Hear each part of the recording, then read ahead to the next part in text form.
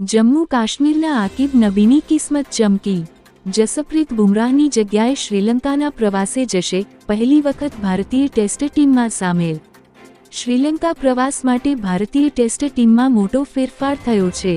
Fast bowler Jasprit બુમરાહની જગ્યાએ આકિબ નબીને ટીમમાં સામેલ કરવામાં આવ્યો છે। નબી ટીમ ઇન્ડિયામાં પસંદ થનાર જમ્મુ કાશ્મીરનો ત્રીજો ક્રિકેટર છે।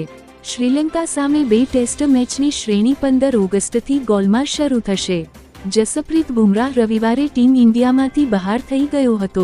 મીડિયા રિપોર્ટ્સ અનુસાર તે ઘૂંટણની ઈજામાંથી બહાર આવી શક્યો નથી।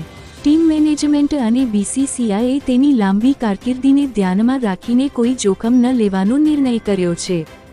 2 રણજી સિઝનમાં કુલ 104 વિકેટ ઝડપી। 29 વર્ષીય આકિબે 2025થી 26 રણજી ટ્રોફીમાં માત્ર 10 મેચમાં 60 વિકેટ લીધી, જેમાં 7 વખત 5 વિકેટ લેવાનો રેકોર્ડ સામેલ છે। છેલ્લી 2 રણજી સિઝનમાં આકિબ નબીએ કુલ 104 વિકેટ લીધી છે। તેમાં 2025થી 26માં 60 અને છેલ્લી સિઝનમાં 44 વિકેટ સામેલ છે। આ આંકડાઓએ આકિબ નબીને રેડ બોલ ક્રિકેટમાં દેશના સૌથી પ્રભાવશાળી બોલરોમાં સ્થાન અપાવ્યું છે।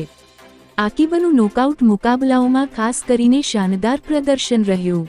આકિબે ક્વાર્ટર નિર્ણયના મધ્યપ્રદેશ, સેમીફાઇનલમાં બંગાળ અને નિર્ણયના કર્ણાટક સામે નિર્ણાયક બોલિંગ કરી।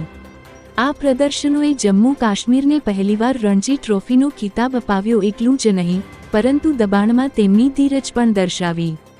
બીસીસીઆઈએ માહિતી આપી, આખી ટીમમાં ફેરફારની પુષ્ટિ કરી છે। જો કે, બોર્ડે બુમરાહને ટીમમાંથી બહાર કરવા કે આકિબ નબીને સામેલ કરવાનું કારણ જણાવ્યું નથી।